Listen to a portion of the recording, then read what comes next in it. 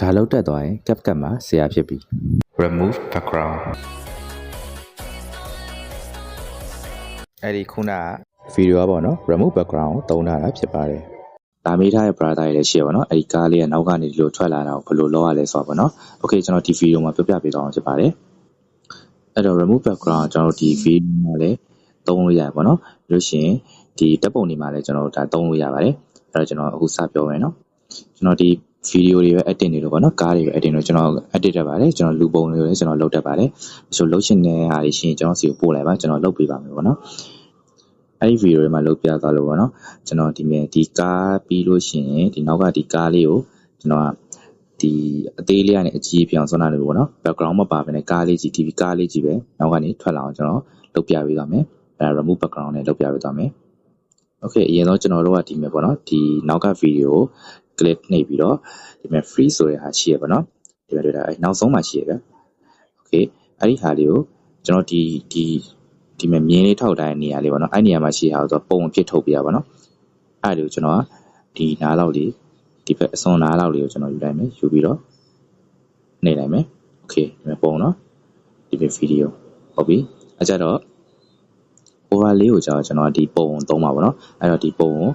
ကျွန်တော် overlay ဆိုတဲ့ဟာလေးကိုလိုက်ရှာလိုက်မယ်ဒီမှာနော် overlay အဲ့ဒါလေးကိုနှိပ်လိုက်မယ်အကြိုင်အဲ့ပုံလေးအောက်ရောက်သွားပြီနော်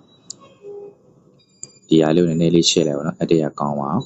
okay ပြီးဆိုရင်ဒီရှေ့လေးကိုနည်းနည်းလေးဖိပြီးတော့တိုးလိုက်မယ်အဲ့ဗီဒီယိုကဒီလိုမျိုးဖြစ်နေမှာပါနော် okay ဒါပြီအဲ့တော့ကျွန်တော်ဒီ remove background လုပ်မဲ့ဟာလေးကိုနှိပ်လိုက်မယ်နှိပ်ပြီးလို့ရှိရင်ကျွန်တော်ဒီမှာ remove background ဆိုတာရှိရပါတော့အဲ့ဒါလေးကိုကျွန်တော်ရှာလိုက်အောင်မယ်ဒီမှာ remove pg ဆိုတာအဲ့ remove background ပြောတာအဲ့ဒါကိုနှိပ်လိုက်မယ်ဒီမှာ auto remove ပဲရှိရယ် chrome key နဲ့လည်းရတယ်ကိုယ့်ဘက်သားကိုဒီမှာ custom remove ဆိုတာလည်းရှိရယ်ဒီဘက်အစွန်ဆုံးမှာ background change ဆိုတာရှိအဲ့ဒါကျွန်တော်နောက်ပိုင်းကျရင်ပြပြပေးမယ်တော်တော်အသုံးဝင်ပါတယ်အခုဒီ auto remove ဆိုတာလေးကိုကျွန်တော်နှိပ်လိုက်မယ် okay ဒီမှာသူ့ဘက်သားကိုဖြစ်သွားပါတော့ဒီမှာ background ဖြောက်လိုက်ပြီ okay ရပြီဒီမှာကြည့်လိုက်ပါဒီမှာတွေ့လား background ဖြောက်လိုက်ပါနော်ကားလေးပဲကျန်ခဲ့တယ်အဲ့တော့နောက်ကမလိုတဲ့အပိုင်းကိုကျွန်တော်ဖြတ်လိုက်ပါတော့ split လုပ်ပြီးတော့ delete နှိပ်လိုက်မယ် okay ပြီးရင်ဒီဟာလေးကိုတော့နောက်ထပ်နည်းနည်းလေး video အစအနာလောက်ထိကျွန်တော်ဆွဲလိုက်မယ်ဒါကြောင့်တော့ကျွန်တော်တို့ကကြားတဲ့နေရာမတူမှဆိုလို့ပေါ့နော်နောက်အသိင်းတဲ့နေရာလေးမတူမှဆိုလို့ကားလေးကိုနည်းနည်းပါးလေးထပ်သွားအောင်ရွှေ့လိုက်မယ်ဟုတ်ပြီကျွန်တော်အသေးလေးကနေကျွန်တော်ကြီးပြီးတော့ထွက်လာချင်တာဆိုတော့